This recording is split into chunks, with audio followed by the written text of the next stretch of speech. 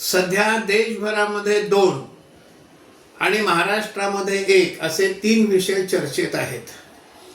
त्यातला पहिला विषय EVMचा.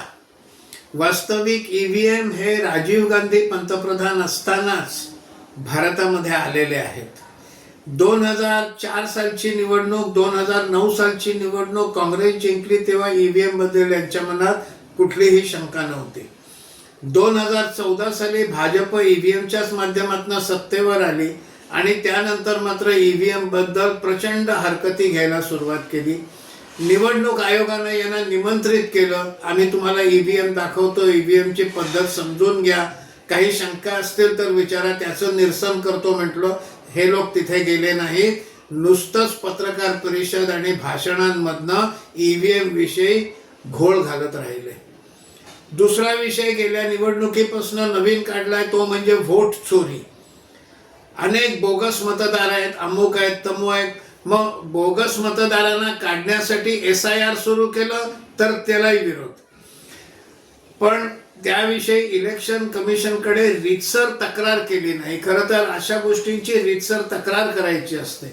रीतसर तक्रार केली तर निवडणूक आयोगानं त्या तक्रारींचं निरसन करणं हे त्यांचं काम आहे. त्यांनी जर ते केलं नाही तर कोर्टात जाता येतं. हे काहीही न करता नुसतं पत्रकार परिषदा घेतल्या, जाहीर सभांमधनं हे बोलत राहिले, मात्र इलेक्शन कमिशनकडे गेले नाहीत.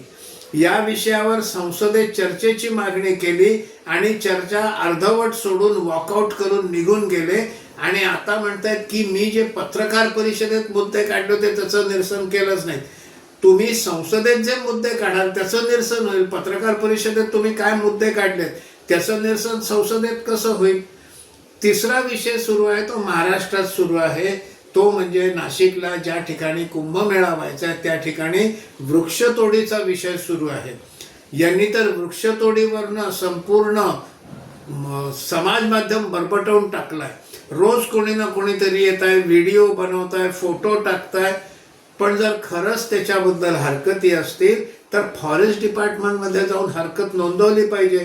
बेकायदेशीर वृक्षतोड होत आहे हे म्हटलं पाहिजे, कोर्टात गेलं पाहिजे. बेकायदेशीर वृक्षतोडीशी कोर्टामध्ये याचिका केली पाहिजे. कोर्ट काय तो निर्णय देईल.